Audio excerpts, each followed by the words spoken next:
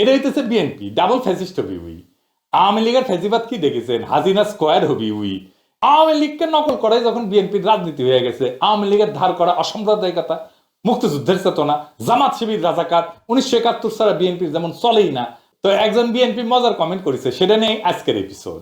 আজকে মুরব্বীরা আমাকে না ক্ষমা করিবেন, কারণ আমি এমন একটা কমেন্ট পাইছি ফেসবুকে বিএনপি করা এক ভাইয়ের কাছ থেকে, উত্তরে না দাওয়াই লাগে।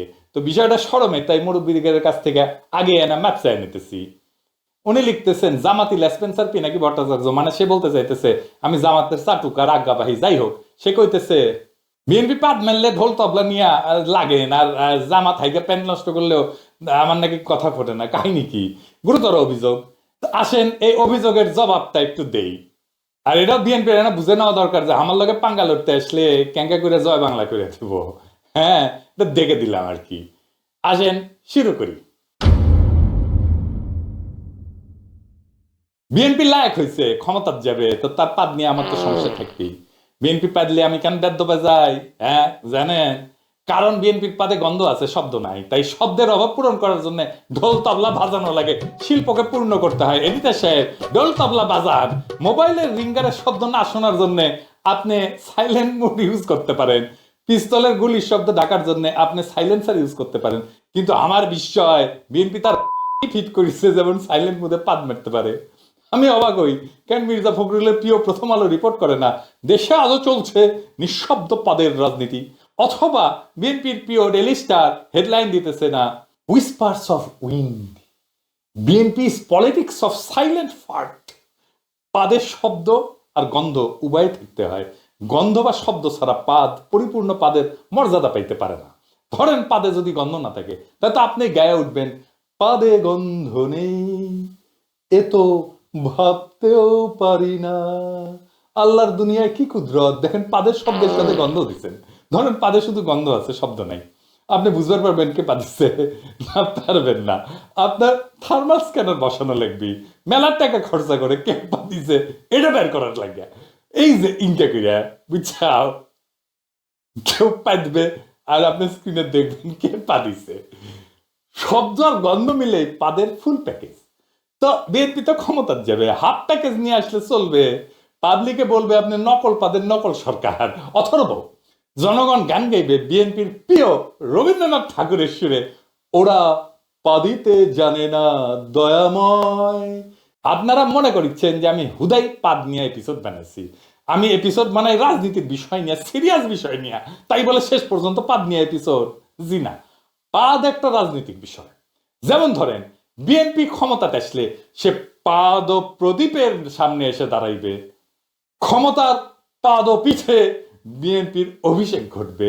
পাদ শুধু রাজনীতি না, এটা একটা গুরুত্বপূর্ণ ক্ষমতা প্রশ্ন। কে কার চাইতে ক্ষমতাবান এটা বোঝার মাপকাঠি হইতেছে পাদ। শুনিছেন না বড় কর্তার পাদে গন্ধ নাই?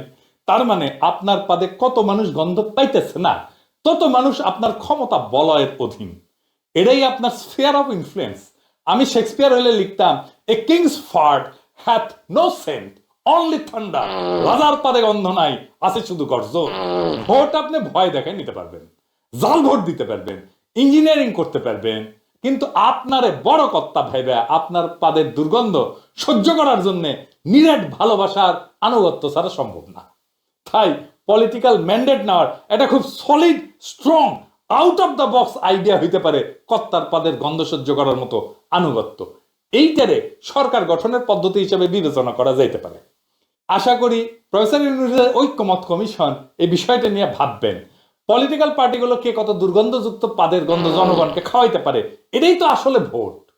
শেক্সপিয়ার হলে লিখতেন to fart or not to fart, that is the question.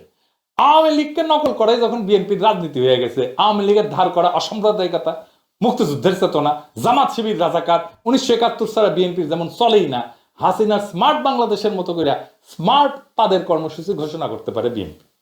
ওরা কবে আমাদের পাদে গন্ধ কম, শব্দ কম এবং স্বল্পস্থায়ী স্মার্ট। তখন মির্জা ফখরুল এসে বলবে দেখেন আমাদের পাদ হাইব্রিড না, আমরা আদর্শবাদী পাদ মারি, এটা বায়োডিগ্রেডেবল, জনগণের সহ্য হয়, মিডিয়াও রিপোর্ট করে না। আমি যখন মেডিকেল কলেজে পড়ি তখন ছাত্র দলের ছেলেরা মিছিলের স্লোগান দিত খতম করো বিদেশিবাদ, কায়েম করো জাতীয়তাবাদ। ওদের কে বুঝাবে জাতীয়তাবাদ, গণতন্ত্র এইসব ধারণা বিদেশি, কোনোটাই দেশি না। ওরা যদি কইতো পাদীয়তাবাদ, এটা খাঁটি দেশি হইতো। তার স্লোগান হইতে পারতো খতম করো বিদেশিবাদ, কায়েম করো পাদীয়তাবাদ। তাহলে কিন্তু জম্পেশ হইতো। বাংলাদেশের রাজনীতি কিন্তু মঞ্চ নাটকের মতো। ধরেন একটা মঞ্চ নাটক ভাবেন, একদিকে আওয়ামী লীগ পাদ প্রদীপের আলো থেকে দূরে সরে গেল, আর বিএনপি আসীন হইল ক্ষমতার পাদ। এই পাদ কিন্তু রাজনীতিতে ফেলে দেওয়ার মতো বিষয় না। 1781 সালে বিখ্যাত রাষ্ট্রচিন্তক বেঞ্জামিন ফ্র্যাঙ্কলিন উনি সিদ্ধান্ত নিলেন তিনি বিজ্ঞান চর্চায় গুরুত্বপূর্ণ বিষয় নিয়ে লিখবেন। কি জানেন সেটা? পাদ। তার প্রবন্ধের নাম ছিল to the royal academy of ফার্টিং।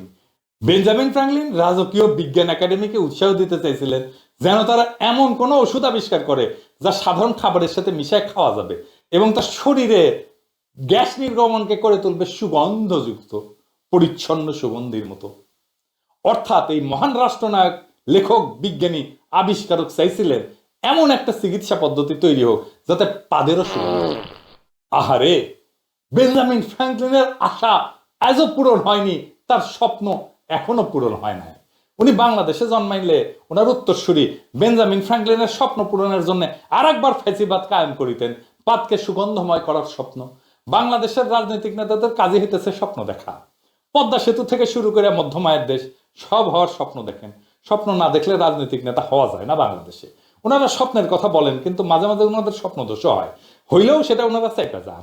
যেমন পাদের গন্ধ এবং শব্দ চেপে যাইতে চান, পারেন না। স্বপ্ন দেখবেন, স্বপ্ন তো স্বপ্ন, এটা তো হয় না।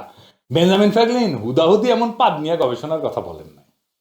বিএনপি একটা অপারেশন চালাইছিল খালেদা জিয়ার আমলে, আর্মিরে দিয়া। নাম ছিল operation clean heart. BNP cross ফায়ারে মারছিল তার দলের লোকদেরই, কারণ তারা কন্ট্রোল করতে পারতেছিল না তার দলের গুন্ডাদেরকে।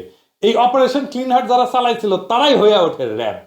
বেঞ্জামিন ফ্র্যাঙ্কলিনের পথ ধরে তারা নতুন অপারেশন চালাইতে পারে, অপারেশন ক্লিন হার্ট। এর লক্ষ্য হবে যারা সুগন্ধযুক্ত পাদ দিতে পারে না তাদের ক্রস ফায়ারে দেওয়া। কারণ কি জানেন? কারণ ধর্মেও পাদের একটা বিশেষ উল্লেখ ছিল। আমরা এটা নিয়ে যতই হাসাহাসি করি না কেন, মধ্যযুগে ফ্ল্যাটুলিস্ট বা প্রফেশনাল ফার্টার ছিল, মানে পেশাদার পাদদাতা, যারা রাজাদের আগমনে পায়দা পায়দা পারফর্ম করতো।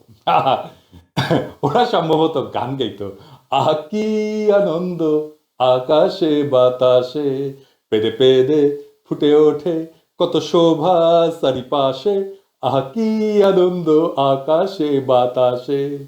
ইনু জাতি ছিল একটা, এই আমাদের হাসানুল্লাহ কিন্তু না, এই কিউবেকে থাকতো হাজার হাজার বছর আগে। ইনুদের একটা পাদের দেবতা ছিল ম্যাটসিউ কাপেউনা।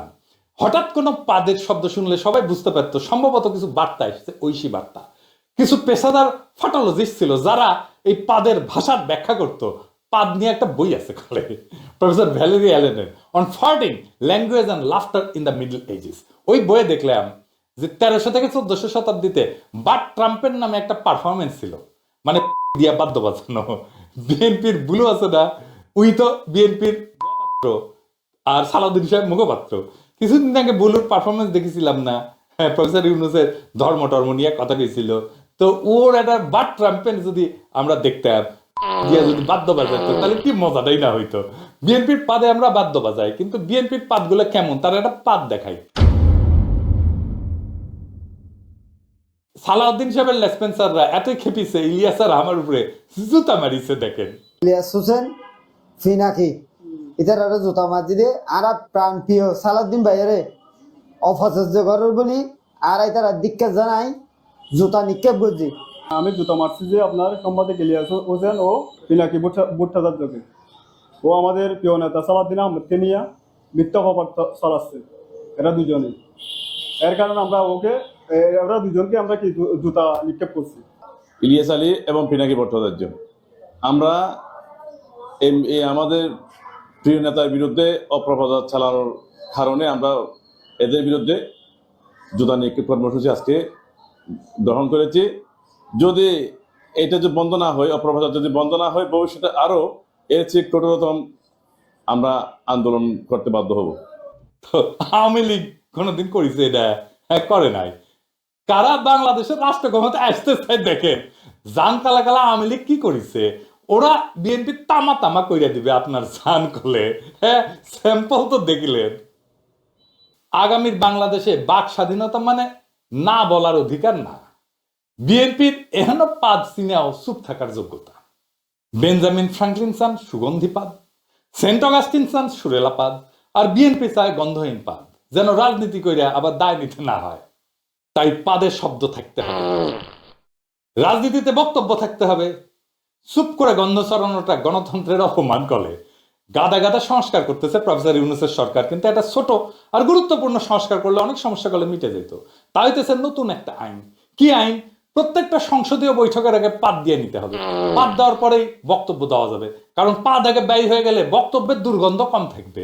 আমাকে অনেক কয় যে দাদা রাজনীতিতে আসবেন আপনি? আমি কই না ভাই, আমি আসবো না। কয় কেন আসবেন না? বাংলাদেশের রাজনীতি হইতেছে পাবলিক বাসে পাদ দেওয়ার মতো, কে দিল কেউ বলে না, সবাই টের পায়, কেউ স্বীকার করে না।